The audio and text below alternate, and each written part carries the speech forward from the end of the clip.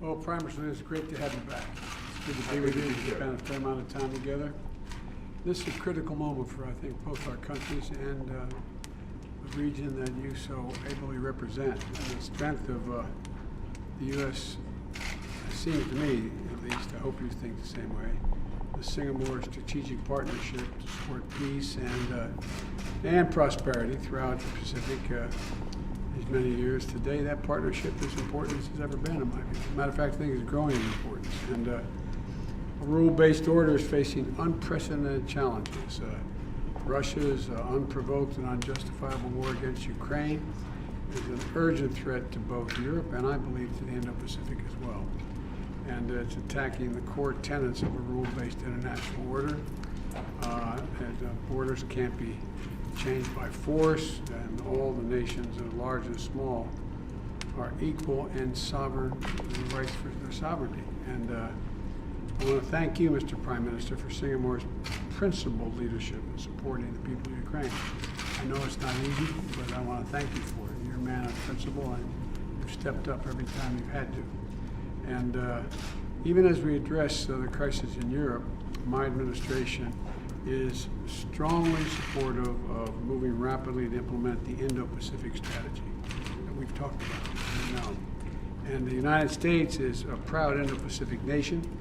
It's hard for most other nations in the world to understand that, but we have a big country and a lot of Pacific territory. And it's a free and open area that we want to make sure we want to maintain it that way and connect it to purpose and security and in terms of our resilience. And so today, at the end of the day, we're going to discuss a number of important issues. The U.S.-ASEAN relationship, upholding freedom of the seas, promoting return of democracy in Burma, and advancing an inclusive and sustainable economic growth in both our areas. And so I want to thank you again for making this journey, and Mr. Prime Minister, the floor is yours, good friend. Thank you, Mr. President.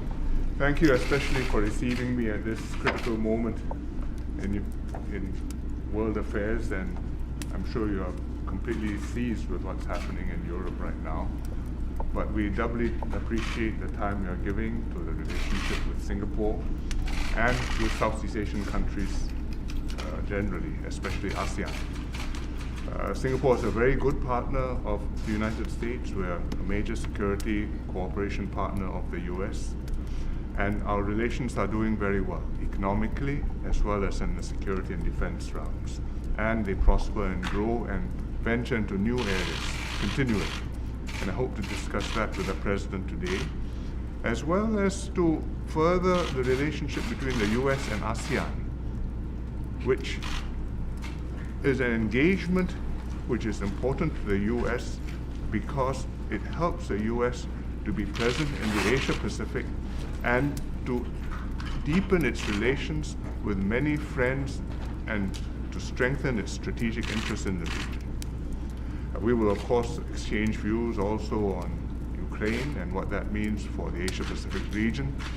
Singapore hopes that the United States, amidst all its many preoccupations, will continue to deepen its relationship with countries in the Asia Pacific, China certainly, but also other countries besides China, and deepen it substantially in many different ways through the Indo-Pacific strategy, and in doing so to foster the peace, stability, and security of the region, as you have done for so many decades since the war.